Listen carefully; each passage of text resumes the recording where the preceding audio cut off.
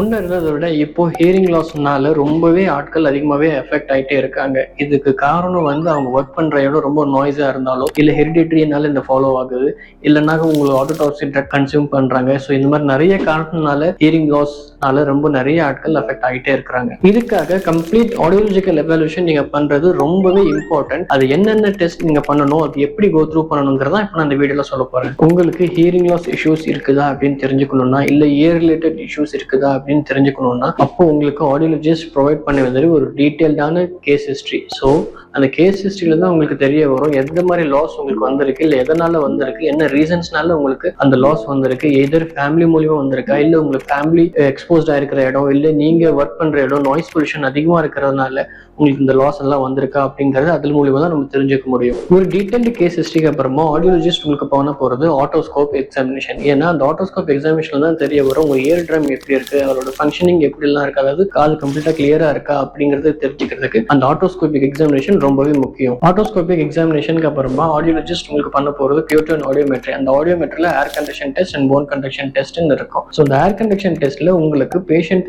ஒரு கம்ப்ளீட்டான sound proof ரூம்ல உட்கார வச்சு ஹெட்ஃபோன்ஸ் போட்டு விட்டுட்டு ஆடியோலஜிஸ்ட் எதுல உட்காந்துட்டு உங்களுக்கு நிறைய டிஃப்ரெண்ட் ஃப்ரீக்வன்சிஸ் அனுப்பி உங்களுக்கு எந்த அளவுக்கு சவுண்ட்ஸ் ஹியரிங் லெவல் லாஸ் இருக்கு அப்படின்னு தெரிஞ்சுக்கிறதுக்காக உங்களை கைகளை உயர்த்த சொல்லுவாங்க, கேட்கலன்னா கை கீழே வைக்க சொல்லுவாங்க. ஸோ இந்த மாதிரி டிஃப்ரெண்ட் சவுண்ட்ஸ் எல்லாம் கொடுத்து உங்களுக்கு ஹியரிங் லாஸ் எந்த அளவுக்கு மோசம் அடைஞ்சிருக்கு அப்படிங்கறத கம்ப்ளீட்டா செக் பண்ணுவாங்க. அதே சமயம் டினேட்டஸ் ப்ராப்ளமா இருந்தாலும் சரி, அதே மாதிரி உங்களுக்கு ஹெட்ஃபோன்ஸ் போட்டு விட்டுட்டு எந்த ஃப்ரீக்வன்சிஸ்ல உங்களுக்கு டினேட்டஸ் இருக்கு, எதனால அது ரொம்ப எமர்ஜா இருக்கு, எந்த லெவல்ல இருக்கு அப்படிங்கிறது ஒரு டீடைல்டு அசஸ்மெண்ட் அதுல உங்களுக்கு பண்ணுவாங்க. அதே மாதிரி போன் கண்டக்ஷன் டெஸ்டிங்கிறது உங்களுடைய மேஸ்டட், அதாவது காதுக்கு பின்னாடி இருக்கிற எலும்புல அதே மாதிரி ஒரு போன் வைப்ரேட்டர் வச்சு உங்களுக்கு டெஸ்ட் பண்ணுவாங்க. அதே மாதிரி அதுலயும் சவுண்ட்ஸ் வரும். ஸோ அந்த சவுண்ட்ஸ் உங்களுக்கு கேட்குதா இல்லையா அப்படின்னு சொல்லி நீங்க கைகளை உயர்த்தணும். அப்படி கேட்கலன்னு நீங்க கையை கீழே வைக்கணும். சில சமயம் பட்டன்ஸ் இருக்கும், அந்த பட்டன்ஸை பிரஸ் பண்ணி உங்களுக்கு எப்படி கேட்குது கேட்கலங்கிறத ஆடியோலஜிஸ்ட்க்கு நீங்க சொல்லணும். Third, speech testing. அதாவது இந்த hair condition test, phone condition test முடிஞ்ச பிறகு ஹியரிங் லாஸ் கண்டறியப்பட்டதுக்கு அப்புறமா உங்களுக்கு ஆடியோலஜிஸ்ட் உங்களுக்கு எதிரில இருந்து லைவா ஸ்பீச் டெஸ்டிங் பண்ணுவாங்க. லைக் எந்த லெவல்ல உங்களால ஸ்பீச் பெர்சீவ் பண்ணிக்க முடியுது அப்படிங்கறத ஒரு டிஃப்ரெண்ட்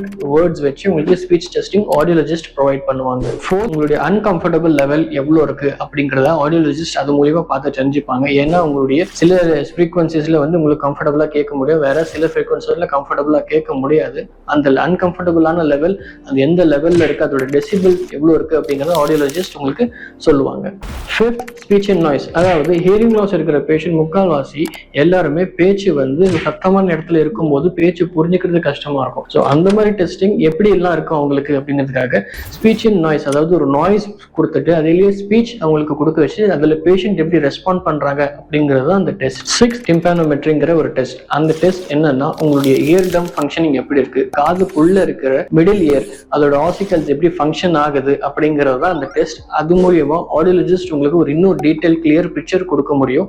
இஃப் இட் ஆல் அதில் ஏதாச்சும் ப்ராப்ளம்ஸ் உங்களுக்கு இருந்தா. In Spear Speech and Hearing Care நாங்க எங்களுடைய பேஷண்ட்ஸ்க்கு என்ன ப்ராப்ளம் இருக்குன்னு நியர்லி 1.5 hours கிட்ட டைம் ஸ்பெண்ட் பண்ணி அவங்களுக்கு நாங்க பார்ப்போம். இஃப் அட் ஆல் உங்களுக்கு இயர் வேக்ஸ் இருக்கு அப்படின்னு தெரிஞ்சுச்சுன்னா ஆடியோலஜிஸ்ட்னால கம்ப்ளீட்டான டீடைல்டு ஆடியோலஜிக்கல் எவல்யூஷன் பண்ண முடியாது. அப்போ உங்களுக்கு ஒரு ப்ரொஃபஷனலா இயர் வேக்ஸ் ரிமூவ் பண்றவங்க வேணும், which is ENT doctors. So உங்களுக்கு இயர் வேக்ஸ் ரிமூவ் பண்ணணும்னா தின்னர் தான் நம்ம ஈஸியா ரிமூவ் பண்ணலாம். சம்டைம்ஸ் ஹார்ட் வேக்ஸா இருந்தா நீங்க நிறைய அப்பாயின்மெண்ட்ஸ் ஷெட்யூல் பண்ற மாதிரி இருக்கும். ஸோ அந்த அப்பாயின்மெண்ட்ஸ் அதிகமா டைம் கன்சியூம் ஆகும். அதை நீங்க அவாய்ட் பண்றதுக்காக நீங்க ஒரு ENT டாக்டர்ஸ் கிட்ட போய் பார்க்கணும். ஸோ அந்த டாக்டர்ஸ் உங்களுக்கு எல்லாருமே இயர் வேக்ஸ் எப்படி இருக்கோ அது எல்லாமே ப்ராப்பரா கிளியர் பண்ணி உங்களுக்கு இமிடியேட்டாவே ரெக்டிஃபை பண்ணி உங்களுக்கு சால்வ் பண்ணுவாங்க. அதனால இந்த டெஸ்ட் எல்லாம் நீங்க கோ த்ரூ பண்ணீங்கன்னா இயர் வேக்ஸ் ரிமூவ் பண்ணதுக்கு அப்புறமா ஆடியோலஜிஸ்ட்னால இன்னும் ஃபர்தரா மூவ் பண்றதுக்கு பெட்டரா இருக்கும். எந்த ட்ரீட்மெண்ட் உங்களுக்கு சரிங்கிறத ஆடியோலஜிஸ்ட் உங்களுக்கு ப்ரொவைட் பண்ணுவாங்க. Third, best practice. ஏன்னா இதுக்கு முன்னாடி சொல்லியிருந்த நான் நிறைய வீடியோஸ்லுமே சரி, இல்லை இப்போ நான் கொஞ்ச நேரத்துக்கு முன்னாடி கேஸ் ஹிஸ்டரி பத்தி எக்ஸ்பிளைன் பண்ணும்போது கூட சரி, பெஸ்ட் ப்ராக்டிஸ் இருந்தால் மட்டும்தான் ஒரு பேஷண்ட் நல்ல பெனிஃபிட்ஸ் கிடைக்கும். லைக் உங்களுக்கு இப்போ நிறைய கிளினிக்ஸ் நீங்க பார்க்கும்போது உங்களுக்கு ஆடியோலஜிஸ்ட் இல்லாம சேல்ஸ் பர்சன்ஸ் இருக்கிறதுனால ஹியரிங் லாஸ் இருந்தா ஹியரிங் எய்ட் மட்டுமே நீங்க போகணும்,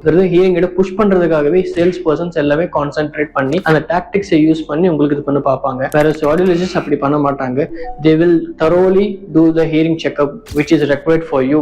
உங்களுக்கு அந்த செக்அப் எல்லாமே பண்ணி எது உங்களுக்கு ரைட் ட்ரீட்மெண்ட்ங்கிறத ஆடியோலஜிஸ்ட் உங்களுக்கு சொல்லி கொடுப்பாங்க. Fourth, free hearing test. Free hearing test பேஷண்ட்ஸ்க்கு பலன் அளிக்காது. ஏன்னா ஃப்ரீ ஹியரிங் டெஸ்ட் பண்ணும்போது ஆடியோலஜிஸ்ட் இல்லாம சேல்ஸ் பர்சன்ஸ் தான் மோஸ்ட் ஆஃப் த டைம் இருப்பாங்க. அண்ட் அங்க உங்களுக்கு ஹியரிங் எய்ட்ஸ் இல்ல டிவைசஸ் அது எல்லாமே உங்களுக்கு புஷ் பண்றதுலேயே பார்ப்பாங்க அண்ட் உங்களுடைய ப்ராப்ளம்ஸ் அனலைஸ் பண்ண மாட்டாங்க. ஃபைனலி இன்சூரன்ஸ் கவரேஜ், அதாவது இப்போ நீங்க கோ த்ரூ பண்ண எல்லா டெஸ்ட்டும் சரி இல்லை ஹியரிங் எய்ட் நீங்க வாங்கியிருந்தாலும் சரி அது எந்த இன்சூரன்ஸ்ல உங்களுக்கு கவர் ஆகுது. அது மோஸ்ட் ஆஃப் த டைம் இந்தியாவில் உங்களுக்கு நிறைய இன்சூரன்ஸ்ல கவர் ஆகுறது இல்லை. பட் சில இன்சூரன்ஸ்ல உங்களுக்கு ஹியரிங் எய்ட்ஸும் சரி அதுல நீங்க பண்ண எவாலுவேஷனும் சரி ஸோ அதுக்கு உண்டான அமௌண்ட் என்ன இருக்கோ இன்சூரன்ஸ்ல உங்களுக்கு கவர் பண்ணி கொடுப்பாங்க. ஸோ உங்களுக்கோ இல்லை உங்க கூட இருக்கிறவங்களுக்கோ ஹியரிங் லாஸ் இருந்துச்சுன்னா இப்போ உங்களுக்கு இந்த வீடியோ மூலியமா என்ன பண்ணணும்னு தெரிஞ்சிருக்கும். இஃப் அட் ஆல் உங்களுக்கு தெரிஞ்சவங்க வேற யாராவது இருந்தா இந்த வீடியோவை ஷேர் பண்ணி அவங்களுக்கு அதை தெரியப்படுத்துங்க.